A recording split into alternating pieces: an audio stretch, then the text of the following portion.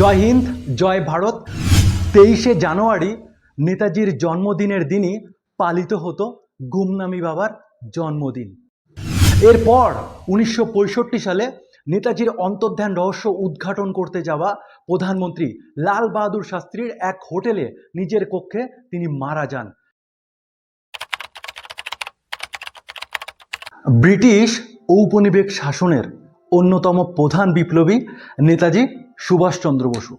কিন্তু কি এমন হলো যে তার মৃত্যু রহস্য আজও পর্দার আড়ালে?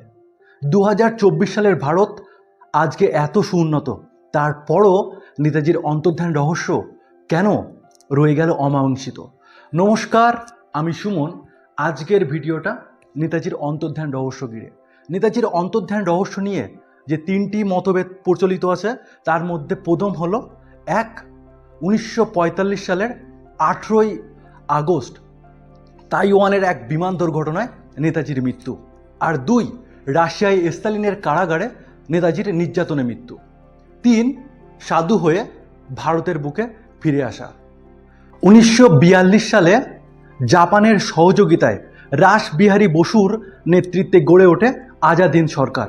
1943 সালে নেতাজি জাপানে আসলে রাসবিহারী বসু আজাদ হিন্দ ফৌজের দায়িত্ব নেতাজিকে দেন এবং নেতাজি আজাদ হিন্দ ফৌজের দায়িত্ব নিয়ে আজাদ হিন্দ সরকার গঠন করেন।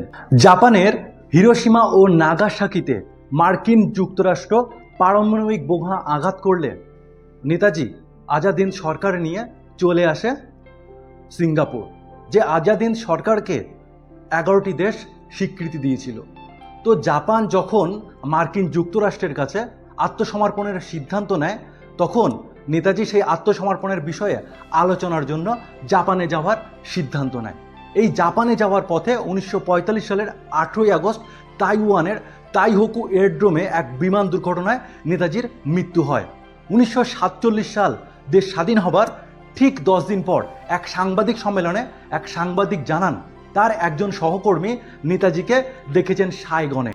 এরপর 1999 সালে মুখার্জি কমিশনকে তাইওয়ান সরকার জানায় যে 1945 সালে তাইওয়ানে কোনো বিমান দুর্ঘটনা ঘটেনি। শেষ বিমান দুর্ঘটনা ঘটে যেটা 1944 সালের সেপ্টেম্বর মাসে।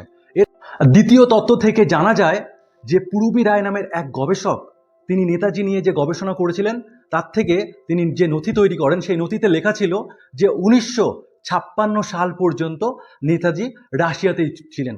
যে নথি তিনি তুলে দেন চিত্ত বসুর হাতে।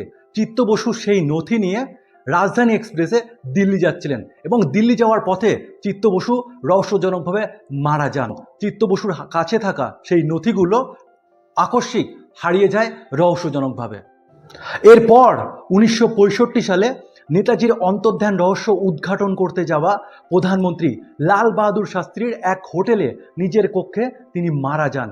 মৃত্যুর আগে লাল বাহাদুর শাস্ত্রী তার স্ত্রীকে ফোন করেন এবং জানান যে তিনি এক বিশেষ ব্যক্তির সঙ্গে দেখা করেছেন, যার জন্য গোটা ভারতবর্ষ অপেক্ষা করে আছে।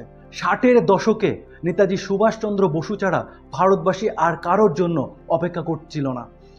লাল বাহাদুর শাস্ত্রী তার স্ত্রীকে এও জানান যে সেই মহান ব্যক্তিকে তিনি আগামীকাল গোটা ভারতবাসীর সামনে প্রেজেন্ট করবেন।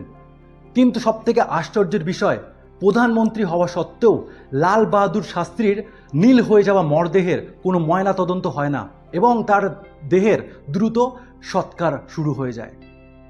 নেতাজির অন্তর্ধান রহস্যের তৃতীয় তত্ত্বে একজন সন্ন্যাসী অর্থাৎ গুমনামি বাবার তত্ত্ব প্রকাশ হয়ে ওঠে। 1985 সালে উত্তরপ্রদেশের রামভবনে গুমনামি বাবার মৃত্যু হয় এবং তার দেহের সৎকার করতে মাত্র 13 জন ব্যক্তি উপস্থিত ছিলেন। গুমনামি বাবা বা ভগবানজির মৃত্যুর পর তার ঘর থেকে উদ্ধার করা ট্রাঙ্ক থেকে পাওয়া যায় নেতাজির বাবা মায়ের বাঁধানো ছবি, নেতাজির ভাই বোনদের সঙ্গে তোলা নেতাজির নিজস্ব ছবি, আজাদ হিন্দ ফৌজের সদস্যদের ছবি এবং ছবির পিছনে থাকা তাদের ডাকনাম।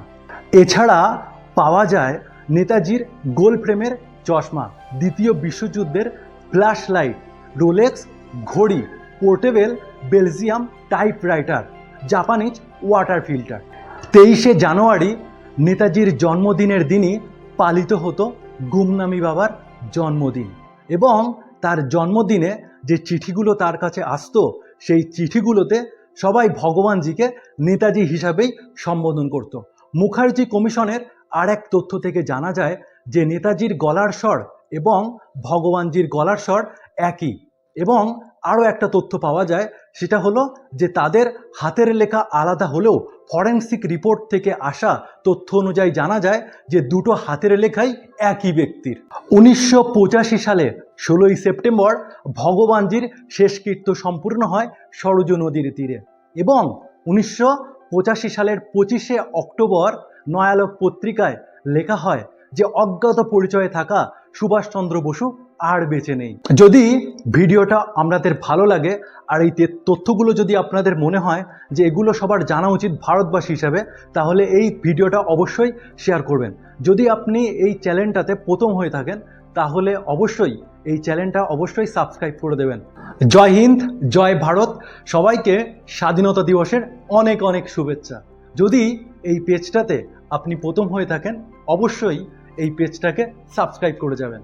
আর এই ভিডিওটার ইনফরমেশান যদি আপনাদের ভালো লেগে থাকে তাহলে এই ভিডিওটা অনেক অনেক শেয়ার করে দেবেন, যেন সবাই এই ইনফরমেশানটা নতুন করে পারে আজকে এই স্বাধীনতার দিন জানতে। সবাই ভালো থাকবেন, নিজের শরীরের খেয়াল রাখবেন। নমস্কার।